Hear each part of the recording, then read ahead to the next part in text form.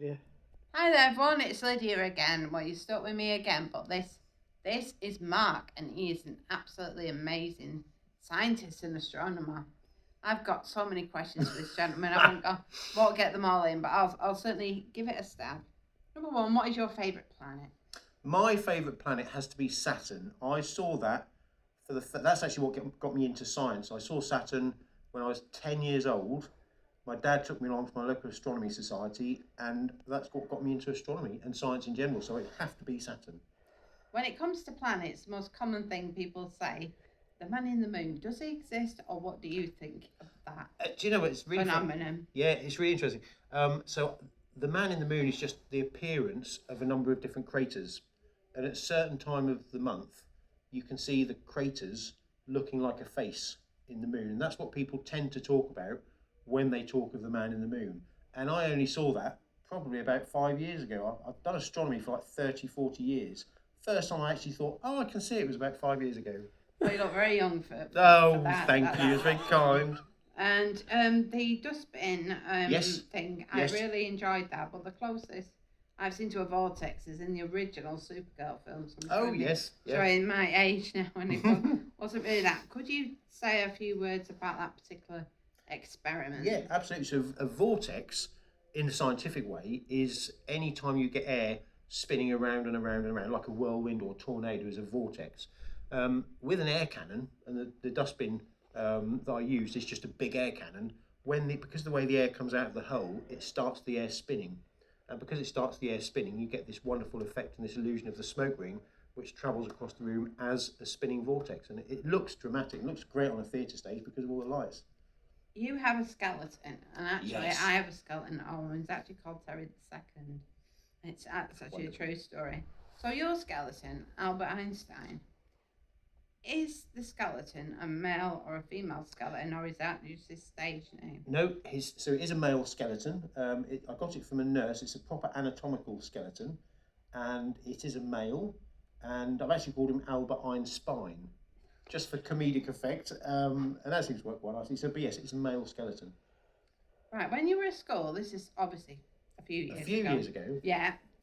Were you drawn to things like test tubes and experiments and Bunsen burners? I was absolutely scared of them. Were you at first when you were young? No, I don't think I was ever scared of them, but I was a proper geek at school. Your classic geek. If you could imagine a child as a geek, that was me. But I loved it. Loved all the science lessons. I've struggled with anything practical. I've got autism and didn't really manage that. I mean, they did modular science. I mean, did they that at your school? No, but crikey, back then it was just GC. Oh no, I tell a lie. We did do chemistry, physics, and biology as separate lessons. But my passion, my real passion is physics. So that's the area that I got sort of drawn into when I was at secondary school. Can I ask you a question? Of course you can. What is physics? It's a really good question. Physics is it's the study of the processes in the natural world. I think that's probably the best description of it. Biology focuses on living things. Chemistry is the interaction of materials, largely. Physics is everything else. And I would argue that if you delve down far enough into biology and chemistry, you end up doing physics anyway. So that's the real one.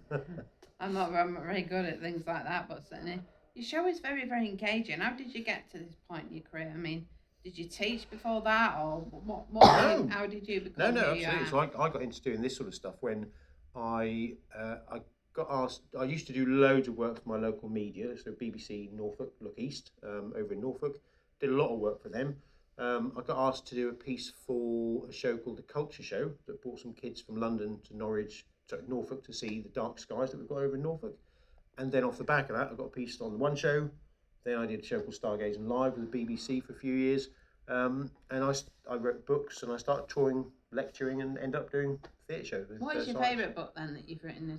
Favourite book I've written? I don't know. I've got to be honest. I don't know anything about that kind of thing. That's fine. I think probably the favourite book I've written is called 101 Facts You Didn't Know About Space.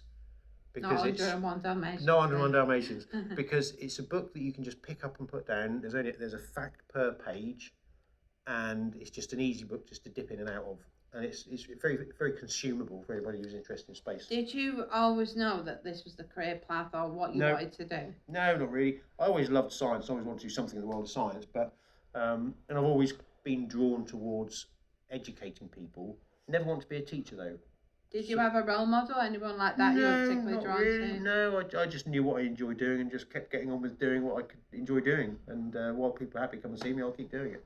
So you're very engaging with children and people like me. I mean, is that easy to do with being like such a complicated subject? Did you find that easy or hard to do? It is difficult. I don't find it hard to do particularly because I often think when I talk to children, would my mum understand it? Because my mum, bless her, she knows nothing about science. And the beauty of children and people who don't know anything about science is that actually you can talk to them in the same way. If I wanted to explain something complicated to my mum, I'd have to explain it in the same way to kids. And I don't talk down to kids, I always just talk to them at the same level. So I find it quite easy to do. Balloon-wise, you use a number of balloons in your show.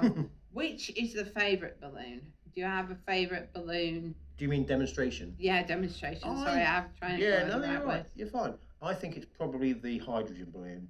So when I've got this balloon full of gas, which is very violent, you set fire to it and it explodes. Always gets a great reaction. It's the first main demo that I do in the show, and that always seems to get a great response. Were you ever scared? I mean, it's flame. No, not really. No. Oh, did you play with matches as a kid? Did I play with matches?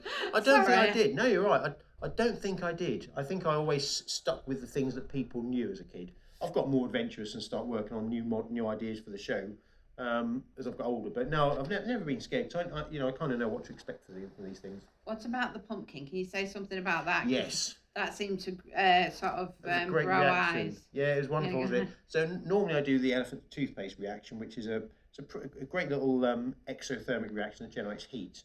But what it does is normally is you put hydrogen peroxide with, in my case, I tend to use yeast when I'm doing many family shows. But there's other chemicals that you can use if you want a slightly more explosive reaction.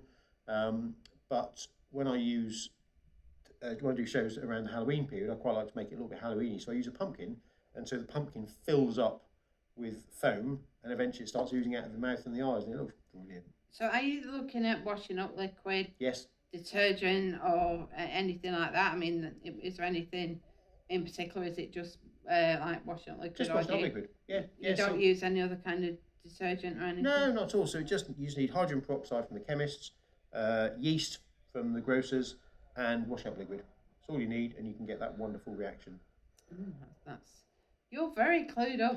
It's good fun. Well, years ago there was nothing like engaging like that, and it just wasn't like that. You either learned it or you didn't, and in my case I didn't. No, because I wasn't very good at things like that. No, it's good fun. But it's very well. I like your show. I just wish that years ago, and I'd like to see more of this type of show.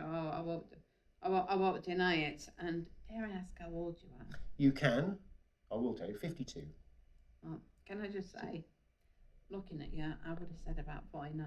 Oh, you old tease. I'll take that. I'm That's all the 49 chemicals. this year. It's all the chemicals. I'm 49 this year. Yeah. So going back, when I was at school, left in 1992. Wow. What was it like then back, do you think, with science and that? I think it was certainly primary schools, and I tend to aim my shows at primary school level because if you can get kids interested in science at that age, that's when you really catch the interest. I got interested at 10, and it stayed with me throughout teenage years and adult life.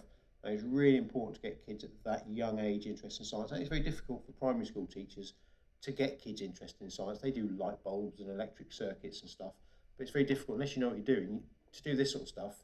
Not all primary school teachers have got the skills to do it. So do you know how to change a light bulb there, I can manage to change a light bulb. I've built my house, so I can manage to change a light bulb. I never managed that. When I could walk, I mean, I've got MS now, so I can't. But I absolutely loved your show today. Thank you. And I will try and send this to yourself. That'd be wonderful. As I say, if you do come around the walking area, I might get you on the radio as well. Absolutely. If I can. Of course. That's lovely to meet you. Thank you. Take care indeed. Thanks for coming. Oh, can I have your hand a minute? All of it?